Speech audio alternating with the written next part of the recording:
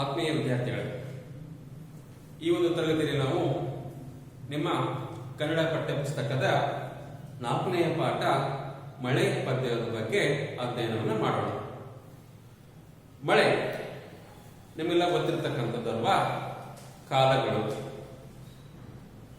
ಪ್ರಮುಖವಾಗಿ ನಾವು ಪ್ರಕೃತಿಯ ಆಗ್ತಕ್ಕಂಥ ಬದಲಾವಣೆಗಳ ಆಧಾರದ ಮೇಲೆ 3 ಕಾಲಗಳಾಗಿ ನಾವು ನಿರ್ಣಯ ಮಾಡ್ತೇವೆ. ಅವು ಯಾವಂದ್ರೆ ಬೇಸಿಗೆ ಕಾಲ, ಮಳೆಗಾಲ ಮತ್ತೆ ಚಳಿಗಾಲ. ವರ್ಷದ 12 ಋತುಗಳನ್ನ ಅಥವಾ ತಿಂಗಳುಗಳನ್ನ ಸಮನಾಗಿ ಒಂದೊಂದು ಕಾಲಗಳಿಗೆ ನಾವು ಹಂಚಿಕೆಯನ್ನ ಮಾಡಿರ್ತಕ್ಕಂಥದ್ದು. ಇದರಲ್ಲಿ ಬೇಸಿಗೆ ಕಾಲ ಒಂದು ತರ ಇರುತ್ತೆ, ಅನುಭವ ಕೊಡುತ್ತೆ. ಮಳೆಗಾಲ ಒಂದು ತರ ಅನುಭವ ಕೊಡುತ್ತೆ. ಹಾಗೆ ಚಳಿಗಾಲವೂ ಸಹಿತ ಒಂದು ತರ ಅನುಭವವನ್ನು ನಮಗೆ ತಂದುಕೊಡುತ್ತೆ. ಬೇಸಿಗೆ ಕಾಲದಂತೂ ಶಾಖಮಯವಾಗಿರ್ತಕ್ಕಂಥದ್ದು. ಎಲ್ಲಿ ನೋಡಿದ್ರು ಬಿಸಿ ಬಿಸಿ ಬಿಸಿ ಅನ್ನುತ್ತೆ. ನೀರಿನ ದಾಹವನ್ನು ನಮಗೆ ತಿಳಿಸ್ಕೊಡುತ್ತೆ ಅಲ್ವಾ? ಹಾಗೆ ಮಳೆಗಾಲದಲ್ಲಿ ನೋಡಿದ್ರೆ ಆಕಾಶದಿಂದ ಭೂಮಿಗೆ ನೀರು ಬರ್ತಾ ಇರುತ್ತೆ. ಅಂದ್ರೆ ರಭಸವಾಗಿ ಮಳೆ ಬರ್ತಾ ಇರುತ್ತೆ. ಆವಾಗ ನಾವು ಹೊರಗಡೆ ಎಲ್ಲೂ ಹೋಗಕ್ಕಾಗಲ್ಲ, ನೋಡಕ್ಕಾಗಲ್ಲ. ಪ್ರಕೃತಿ ಚೆನ್ನಾಗಿ ಕಾಣುತ್ತೆ, ಆದ್ರೆ ನಾವು ಎಲ್ಲಿಗೂ ಹೋಗಕ್ಕೆ ಆಗಲ್ಲ, ಅಷ್ಟು ಮಳೆ ಬರ್ತಾ ಇರುತ್ತೆ. ಇನ್ನು ಚಳಿಗಾಲದಲ್ಲಿ ಹೋಗ್ಬಿಟ್ಟ ಅಂತಂದ್ರು ಮೈ ತುಂಬಲು ದಪ್ಪ ಅಂತ ಬಟ್ಟೆಗಳನ್ನು ಹಾಕೊಂಡು, ಉಣ್ಣೆ ಬಟ್ಟೆ ಹಾಕೊಂಡು ನಾವು ಕುಂದಿರ್ಬೇಕಾಗುತ್ತೆ. ಅಷ್ಟು ಚಳಿಯ ವಾತಾವರಣ ಇರುತ್ತೆ. ಹೀಗೆ ಪ್ರತಿಯೊಂದು ಕಾಲದಲ್ಲೂ ಸಹಿತ ಒಂದೊಂದು ರೀತಿಯ ಅನುಭವಗಳು ನಮಗೆ ಆಗುತ್ತೆ. ಈ ಒಂದು ಅವಧಿಯಲ್ಲಿ ನಾವು ನೋಡೋಣ ಮಳೆಯ ಒಂದು ಪದ್ಯದ ಬಗ್ಗೆ ಅಧ್ಯಯನ ಮಾಡೋಣ. ನಿಮ್ಗೆ ಮಳೆ ಅಂದ್ರೆ ಗೊತ್ತು ಅಲ್ವಾ? ಮಳೆ ಬರುತ್ತೆ, ಮಳೆಗಾಲದಲ್ಲಿ ಮಳೆ ಬರುತ್ತೆ ಅಂತ. ಆದ್ರೆ ಆ ಮಳೆ ಹೇಗೆ ಬರುತ್ತೆ, ಅದಕ್ಕೆ ಆಗ್ತಕ್ಕಂಥ ಒಂದು ಮಳೆ ಆಗುವ ಸಂದರ್ಭದಲ್ಲಿ ಆಗ್ತಕ್ಕಂತಹ ಪ್ರಕೃತಿಯಲ್ಲಿ ಏನೇನು ಕಾರ್ಯಗಳಾಗ್ತವೆ, ಕ್ರಿಯೆಗಳಾಗ್ತವೆ ಅನ್ನೋದ್ರ ಬಗ್ಗೆ, ಮಳೆಯ ಮೊದಲಾಗಿರ್ಬೋದು ಅಥವಾ ಮಳೆ ಬಂದ ನಂತರದಲ್ಲಾಗಿರ್ಬೋದು, ಈ ಪ್ರಕೃತಿಯಲ್ಲಿ ಅಥವಾ ಈ ಭೂಮಿಯಲ್ಲಿ ಆಗ್ತಕ್ಕಂತಹ ಬದಲಾವಣೆಗಳ ಬಗ್ಗೆ ಅಥವಾ ಆ ಕ್ರಿಯೆಗಳ ಬಗ್ಗೆ ನಾವು ಇಲ್ಲಿ ತಿಳ್ಕೊಳ್ಳೋಣ. ಈ ಒಂದು ಮಳೆ ಪದ್ಯವನ್ನು ಈ ಮಳೆ ಪದ್ಯವನ್ನ ಒಬ್ಬ ಸಾಹಿತಿ, ಕನ್ನಡದ ಪ್ರಖ್ಯಾತ ಸಾಹಿತಿಗಳು, ಅದರಲ್ಲಿಯೂ ಸಹಿತ ಮಕ್ಕಳ ಸಾಹಿತ್ಯದ ಬಗ್ಗೆ ಹೆಚ್ಚು ಗಮನವಿಟ್ಟು ಮಕ್ಕಳಿಗಾಗಿ ಇರ್ತಕ್ಕಂತಹ ಹಲವಾರು ಸಾಹಿತ್ಯಗಳನ್ನು ರಚನೆ ಮಾಡಿರ್ತಕ್ಕಂತಹ ಒಬ್ಬ ಮಕ್ಕಳ ಕವಿ ಅಥವಾ ಮಕ್ಕಳ ಸಾಹಿತ್ಯ ಆದಂತಹ ಪಳಕಲ ಸೀತಾರಾಮ ಭಟ್ಟೆ ಎನ್ನುವರು ಏನ್ ಮಾಡಿದ್ದಾರೆ, ಈ ಪದ್ಯವನ್ನು ಬರೆದಾರೆ. ಈ ಮಳೆ ಬರುವಾಗ ನಮಗೆ ಕೇವಲ ಮಳೆ ಅಷ್ಟೇ ಅಲ್ಲ, ಆ ನೀರು ಅಷ್ಟೇ ಅಲ್ಲ, ಒಂದು ವಿಸ್ಮಯಕರವಾಗಿರ್ತಕ್ಕಂತಹ ಬದಲಾವಣೆಗಳು ನಮಗೆ ಕಾಣಿಸುತ್ತೆ. ಅಂಥದ್ರಲ್ಲಿ ಒಂದು ವಿಸ್ಮಯವಾಗಿರ್ತಕ್ಕಂತಹ ಚಿತ್ರಣ ಅಂತಂದ್ರೆ ಕಾಮನಬಿಲ್ಲು. ನೀವೆಲ್ಲ ನೋಡಿರ್ತೀರ, ಮಳೆಯ ಬರುವ ಸಂದರ್ಭದಲ್ಲಿ ಆಕಾಶದಲ್ಲಿ 7 ಬಣ್ಣಗಳ ಒಂದು ಚಿತ್ರಣ ನಮಗೆ, ಅಂದ್ರೆ ನೆಲದಿಂದ ಆಕಾಶಕ್ಕೆ ಹರಡಿ ಮತ್ತೆ ನೆಲವನ್ನ ಸ್ಪರ್ಶ ಮಾಡಿರ್ತಕ್ಕಂತಹ, ಭೂಮಿಯನ್ನು ಸ್ಪರ್ಶ ಮಾಡಿರ್ತಕ್ಕಂಥ ಒಂದು ಚಿತ್ರಣ ನಮಗೆ ಕಂಡು ಬರುತ್ತೆ. ಹಾಗಾದ್ರೆ ಕಾಮನಬಿಲ್ಲು ಎಲ್ಲಿ ಕಾಣಿಸುತ್ತೆ ನಮಗೆ? ಆಕಾಶದಲ್ಲಿ ಅಲ್ವಾ? ಅಂದ್ರೆ ಯಾವಾಗ ಕಾಣಿಸುತ್ತೆ ಅಂದ್ರೆ ಮಳೆ ಬರ್ತಾ ಇರ್ತಲ್ಲ, ಯಾವಾಗ್ಲೂ ಮಳೆ ಬರ್ತಾಗ ಯಾವಾಗ್ಲೂ ಸಹಿತ ನಮಗೆ ಕಾಮನಬಿಲ್ಲು ಕಾಣಿಸುತ್ತಾ? ಇಲ್ಲ. ಅದಕ್ಕೆ ಒಂದು ಸೈಂಟಿಫಿಕ್ ಅಂತ ಒಂದು ಆಧಾರ ಇದೆ. ಏನಪ್ಪಾ ಅಂತಂದ್ರೆ, ಒಂದು ಕಡೆ ಮಳೆಯ ಹನಿಗಳು ಬೀಳುತ್ತಕ್ಕ ಸಂದರ್ಭದಲ್ಲಿ, ಇನ್ನೊಂದು ಕಡೆ ಸೂರ್ಯನ ಕಿರಣಗಳು ಬರ್ತಕ್ಕ ಸಂದರ್ಭಗಳಲ್ಲಿ ಈ ಮಳೆ ಹನಿ ಮತ್ತು ಸೂರ್ಯನ ಕಿರಣಗಳು ಸ್ಪರ್ಶವಾದಾಗ ಈ ನೀರಲ್ಲಿರ್ತಕ್ಕಂತಹ ಆ ವರ್ಣಗಳು ವಿಕೃತಗೊಂಡೇನಾಗುತ್ತೆ ಅಂದ್ರೆ ಬಣ್ಣಗಳ ರೂಪದ ಹೊರಗೊಮ್ಮೆ ಒಂದು ಸುಂದರವಾದಂತಹ ಕಾಮನಬಿಲ್ಲು ನಮಗೆ ಕಾಣಸಿಗುತ್ತೆ. ಅಂತಹ ಚಿತ್ರಣ ನಾವು ಈಗಾಗಲೇ ಸುಮಾರು ಸಾರಿ ನಾವು ಆಕಾಶದಲ್ಲಿ ನಾವು ನೋಡಿರ್ತಕ್ಕಂಥದ್ದು. ಅದನ್ನ ನಾವು ಕಣ್ತುಂಬಲು ಸಹಿತ ನೋಡಿ ಆನಂದವನ್ನ ಅನುಭವಿಸತಕ್ಕಂಥದ್ದು. ಇದು ಮಳೆಯ ಸಂದರ್ಭದಲ್ಲಾಗ್ತಕ್ಕಂಥ ಒಂದು ಪ್ರಾಕೃತಿಕವಾದಂತಹ ಒಂದು ಲಕ್ಷಣ ಅಂತಾನೆ ಹೇಳ್ಬೋದು. ಹಾಗಾದ್ರೆ ಈಗ ನಾವು ಪದ್ಯ ಬಗ್ಗೆ ಹೋಗೋಣ.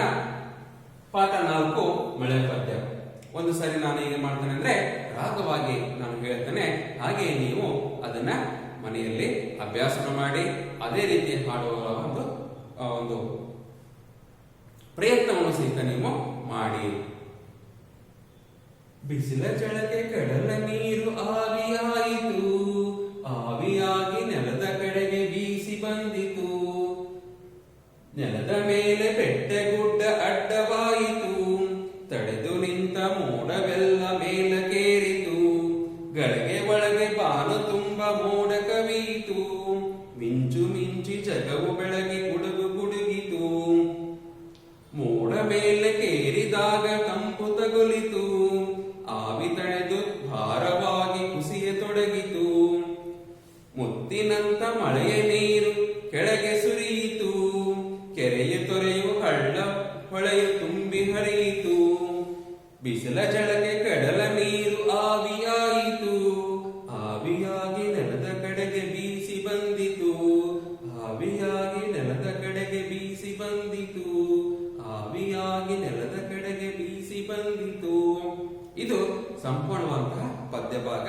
ಇದೇ ರೀತಿ ನೀವು ಸಹಿತ ಮನೆಯಲ್ಲಿ ಅಭ್ಯಾಸವನ್ನ ಮಾಡಿ. ಈಗ ನಾವು ಈ ಪದ್ಯದ ವಿವರಣಾತ್ಮಕವಾದಂತಹ ವಿವರಣೆಯನ್ನು ತಿಳ್ಕೊಂಡು ಬರೋಣ. ಮೊದಲನೇ ಹೇಳ್ತಾರೆ, ಬಿಸಿಲ ಜಳಕ್ಕೆ ಕಡಲ ನೀರು ಆವಿಯಾಯಿತು, ಆವಿಯಾಗಿ ನೆಲದ ಕಡೆಗೆ ಬೀಸಿ ಬಂದಿತು. ಬಿಸಿಲ ಜಳ, ಬಿಸಿಲನ್ನು ಗೊತ್ತು ನಿಮಗೆ ಅಲ್ವಾ, ಬೇಸಿಗೆ ಕಾಲ ಬರ್ತಕ್ಕಂಥದ್ದು. ಹಾಗೆ ಜಳ ಅಂದ್ರೆ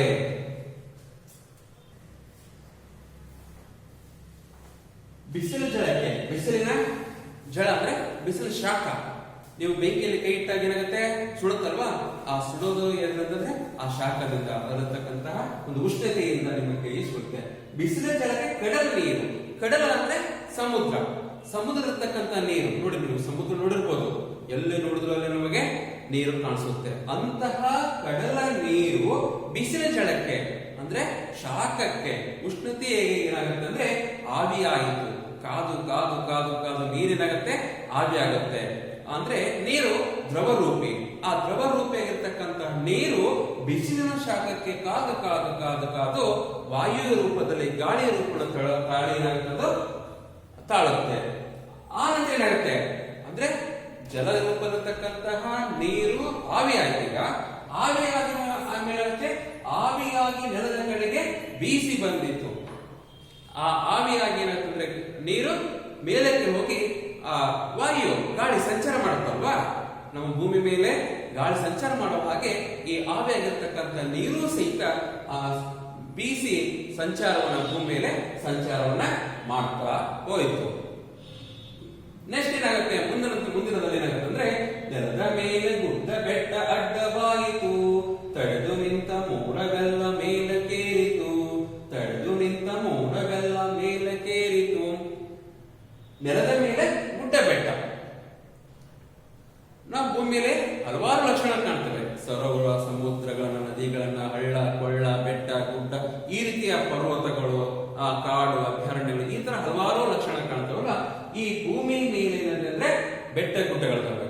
ಹೀಗೆ ಆವಿಯಾಗಿ ಸಂಚರಿಸತಕ್ಕಂತಹ ಈ ನೀರನ್ನ ಏನ್ ಮಾಡಿತು, ನೆಲದ ಮೇಲೆ ಗುಡ್ಡ ಬೆಟ್ಟ ಅಡ್ಡವಾಯಿತು, ಅದನ್ನ ತಡ ಹಿಡಿದು ನಿಲ್ಲಿಸಿದ್ವು. ಬೀಸಿ ಹೋಗ್ತಕ್ಕಂಥದನ್ನ ಅವು ನಿಲ್ಲಿಸಿ ಏನ್ ಮಾಡುತ್ತೆ, ತಡೆದು ನಿಂತ ಮೋಡವೆಲ್ಲ ಮೇಲಕ್ಕೆ ಏರಿತು. ಇದು ಒಂದೇ ಕಡೆ ನಿಂತ್ಕೊಂಡು ಏನ್ ಮಾಡೋದಂದ್ರೆ, ಅದು ಆ ನೀರು ಸ್ವಲ್ಪ ಎಲ್ಲವೂ ಸಹಿತ ಹನಿಗಳು ಕೂಡಿಕೊಂಡು ಏನಾಗ್ತಂದ್ರೆ ವಾಯು ರೂಪದಲ್ಲಿರ್ತಕ್ಕಂತಹ ಈ ನೀರಿನ ಅಂಶ ಏನಾಗುತ್ತಂದ್ರೆ ಘನ ರೂಪವನ್ನು ಪಡ್ಕೊಳ್ಳಕ್ಕೆ ಪ್ರಾರಂಭವನ್ನ ಮಾಡುತ್ತೆ.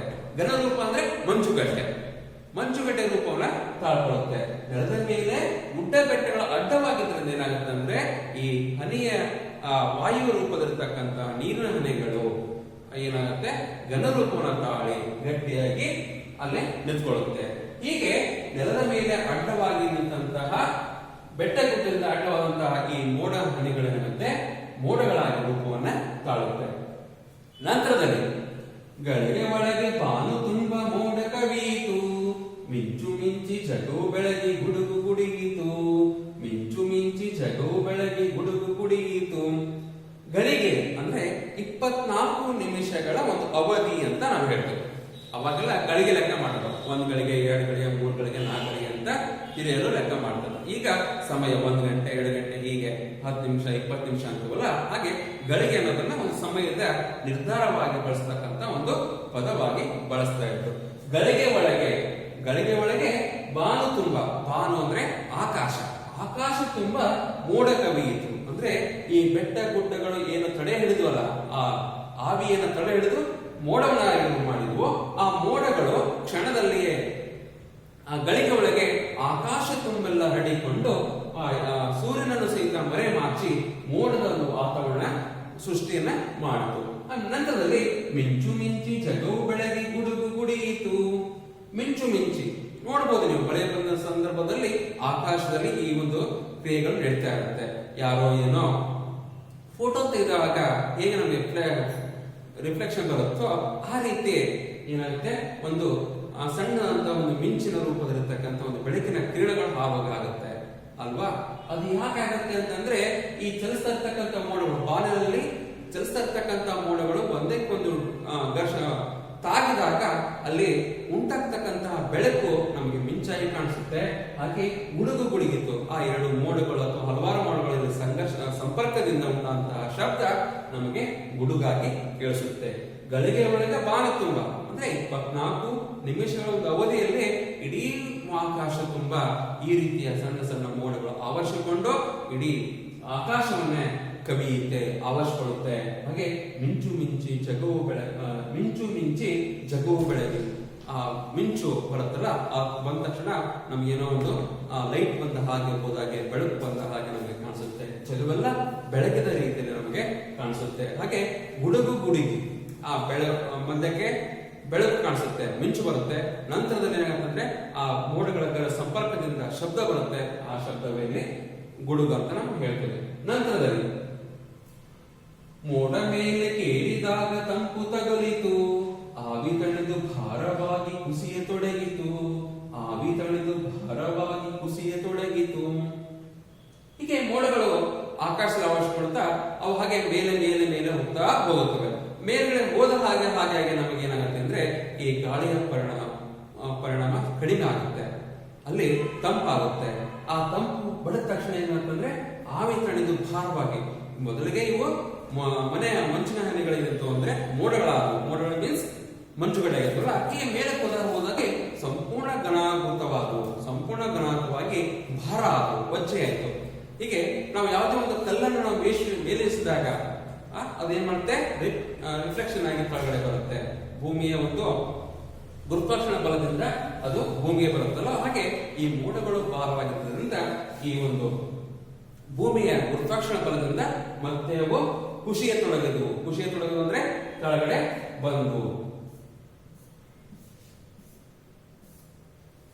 ನಂತರದಲ್ಲಿ ಮುತ್ತಿನಂತ ಮಳೆಯ ನೀರು ಕೆಳಗೆ ಸುರಿಯಿತು, ಕೆರೆಯು ತೊರೆಯು ಹಳ್ಳ ಬಳೆಯು ತುಂಬಿ ಹರಿಯಿತು, ಕೆರೆಯು ತೊರೆಯು ಹಳ್ಳ ಬಳೆಯು ತುಂಬಿ ಹರಿಯಿತು. ಗಳಿಗೆ ಒಳಗೇನೆ ಇಡೀ ಆಕಾಶ ತುಂಬಾ ಮೋಡಗಳು ಆವರಿಸಿಕೊಂಡವು.